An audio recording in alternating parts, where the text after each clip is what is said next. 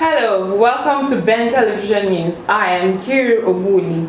In the highlights, workers in Nigeria join their counterparts across the world to celebrate this year's May Day. Parents of the 234 schoolgirls abducted in northeastern Nigeria have marched to plead for more help to find their daughters.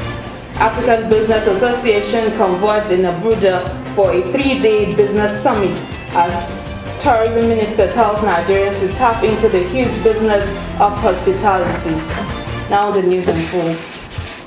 Workers in Nigeria have joined their counterparts across the world to celebrate this year's May Day. The day is being marked to renew workers' agitation to improve working conditions and general welfare. As part of the celebration, the workers converged at the Eagle Square, Abuja, and 36 states' capitals to celebrate the occasion. In Abuja, President Goodluck Jonathan used the occasion to highlight the achievements of his administration in the area of agriculture, economic drive, and social infrastructure. Also, President Goodluck Jonathan has said his government is working out modalities with the labor organizations to create an enabling environment for job creation in the country. Across the states of Nigeria, governors used the May Day celebration to assure the workers of better welfare package. As Nigeria celebrates 2014 Workers' Day, a non-governmental organization, Advocacy for Peace, has called on the federal government to abrogate contract staffing in the public and private sector. The executive director of the organization, Mr. Owolabi Ajibola, made the call in an interview in Osogbo.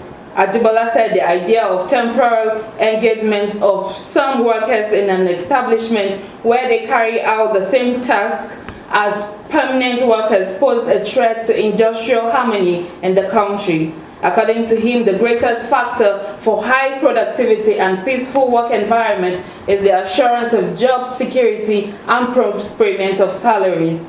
It is regrettable that the high unemployment in the country today has created the vacuum for industrial slavery in the name of contract staffing, he said.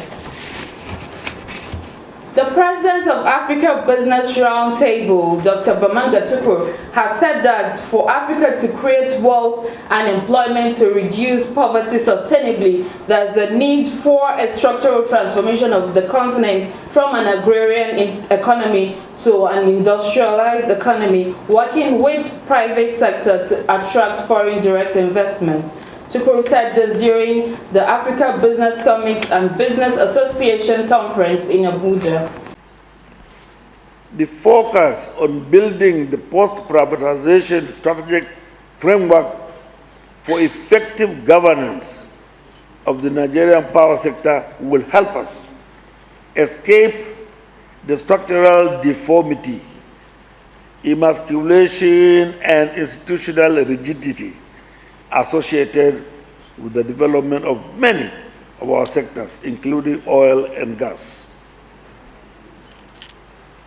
The Right Honorable Tony Blair, the former British Prime Minister, summed up the Commission for African Report 2005 with 3 key messages.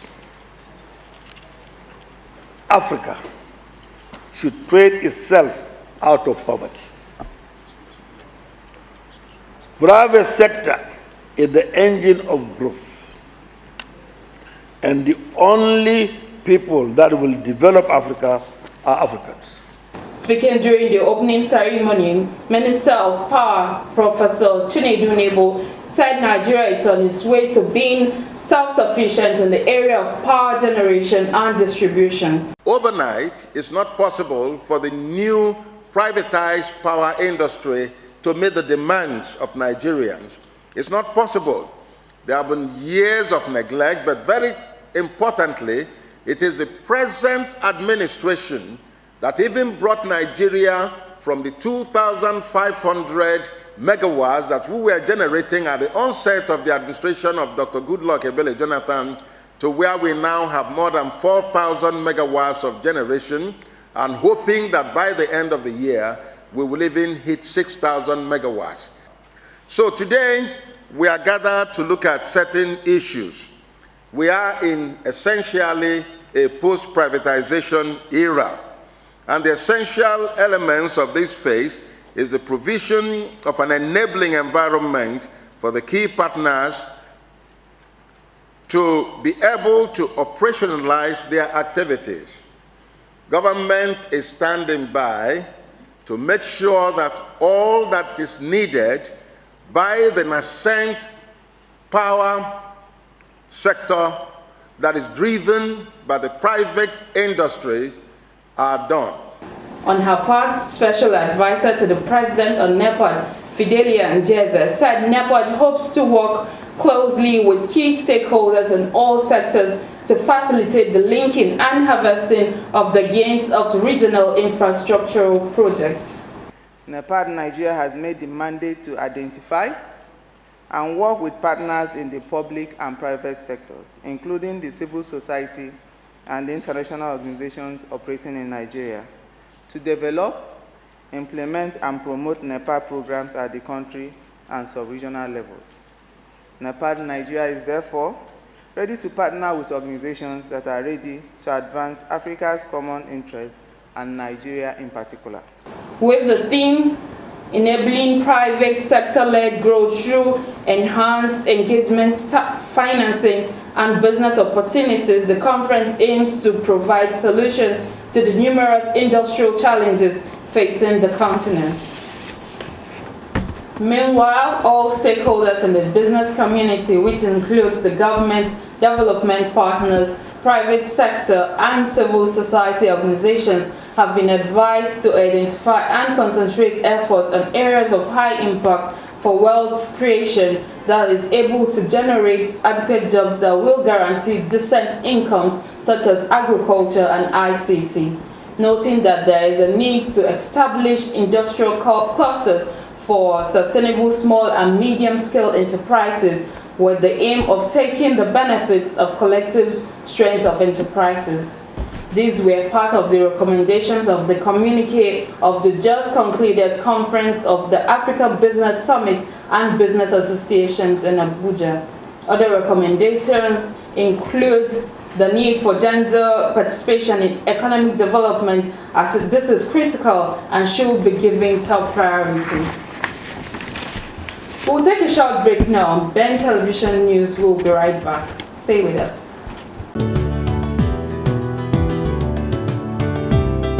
I am on the streets of Abuja, the Nigerian Federal Capital Territory, just like any other nation. Nigeria is coping with various challenges, which includes socio-economic issues, unemployment, and insecurity.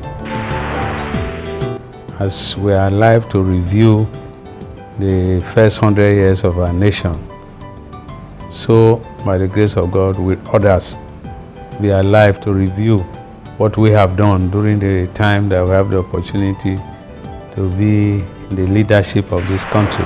We cannot continue like this as a nation. A time will come when the poor in this country will have nothing to eat but the rich. A time will come, those of us who drive on jeeps, it will become dangerous to even drive those jeeps outside. What happened in Libya is smelling in Nigeria. In a quest to provide solution to some of these challenges, here comes Project Nigeria.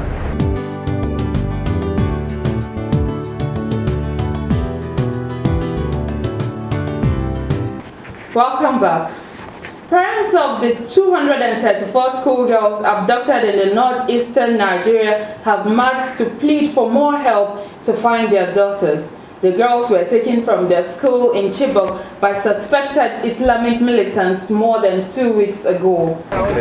We have come here to express that we are not comfortable with what is happening.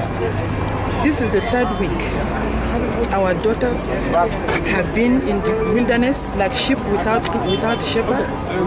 They are filed like cows going for slaughter. We do not know what is happening to our daughters. And we are here to let the nation know, the whole world, the women and the women in Borno State, the women, African women, international organization. We are here to let them know that Nigerian leaders are not doing anything about our children.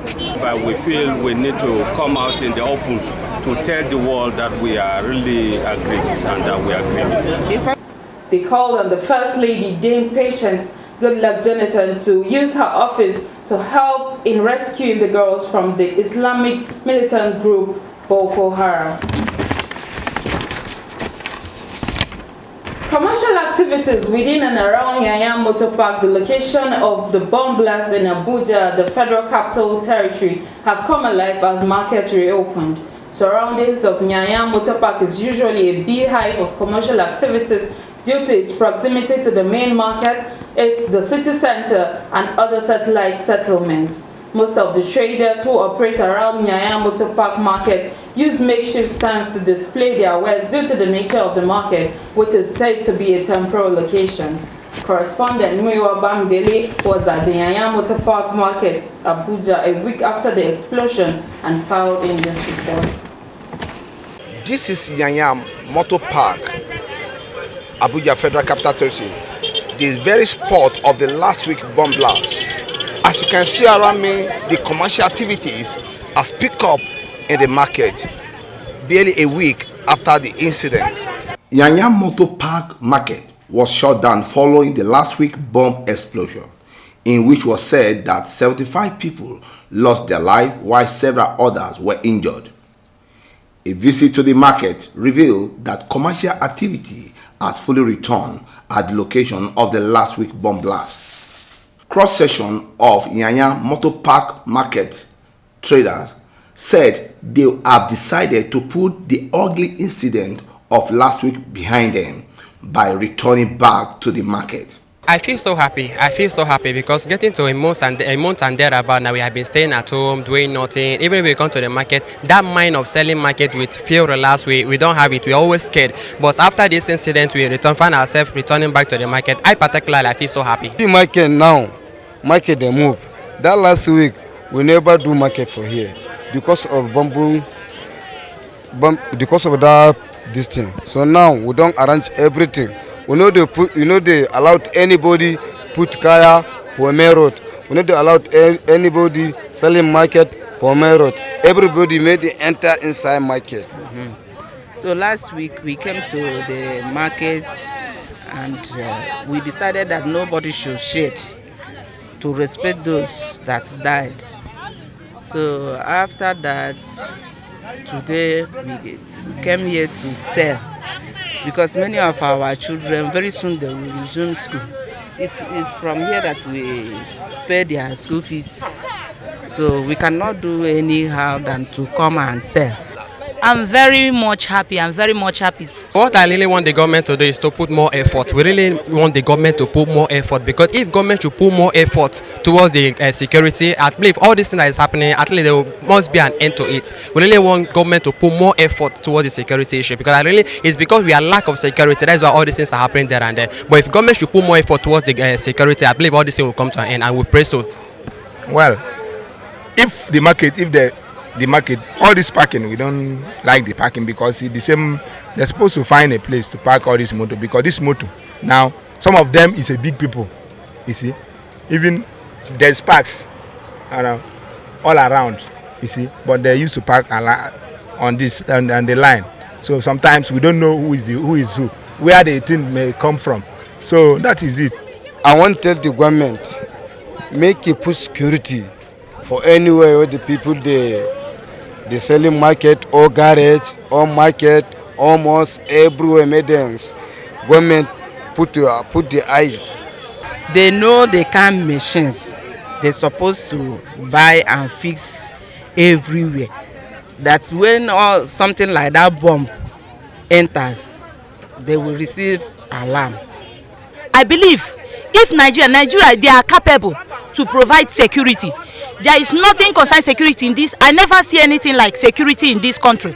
Security and other security measures that can be put in place at what the trader of this market are asking the government to provide it, to ensure the safety of people in this market.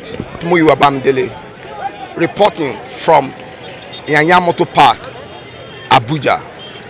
Minister of Culture, Tourism and National Orientation, Idem Duke, has said that the hospitality sector will create millions of jobs in the country if properly harnessed. He made the remark at the launch of the book on hospitality titled Hospitality Management Practices in Nigeria, authored by 2 directors of Nanette Hotel. The report. The minister, who was represented by a director in the ministry, Dr. Paul Odaliko, advised stakeholders in the hospitality subsector to explore the potentials available which will provide jobs for the youth while contributing to the country's economy. We will agree that the practices currently in place in the sector leave much to be desired, from front office management, housekeeping, financial management, and other critical areas that should speak to the success of this sector have not been properly harnessed and managed over the years. Each method of approach with an aspect of hotel management. It has a beautiful multicolored cover with the biography of the authors on the back cover. Group Managing Director of Nanette Hotel, Mr. Ini Akpabio, said that the country's hospitality and tourism industry lacked the requisite literature to drive the industry's human capacity. He affirmed that the need to ensure that the country's hospitality and tourism industry remained relevant in the global hospitality industry informed the publication of the book, saying that the hospitality and tourism was still at its infancy. If you start with a book, it will give you a foundation, and you could now be a practitioner in the hospitality sector. So it's a guide. We discovered that quite a number of students that we employ to work for us, they will have very good grades from the school, but they lack the real depth of the job. And I know that the problem must be with the training they are receiving. The chief launcher, Alhaji Idris Umar, who was represented by Mr. Godwin Ebo, commended the authors of the book for their contribution in a sector that lacks publication regarding its practices. 70 Nigerians, the youths who are growing right now, who are jobless, who are looking for things to do. I'm sure if you pick a couple of these books, they can actually run a good hotel or catering business in this country. In terms of at commercial scale, and again, he's also tried to bring in decency, the need for professionalism, that hoteling, catering, and the hospitality is not every person's business, and that it is a profession, and that if you have a hospitality institution, that you need professionals in the business, because not every business is every commerce affair. People who own and build hotels, build hospitality institutions, build tourism clubs, but you need professionals. And what the book has started to do is to establish it, is to let people know that is a profession. And he studied. Most of the materials available are materials from foreign land. So we decided to bring this material from inside, from the practical point of view, so that we can help in improving the standard of hospitality practice in Nigeria. From Abuja, LM Chukwemeka reports for Ben TV News. That's the much we can take on Ben Television News. I am Kiru Obuli. Thanks for watching.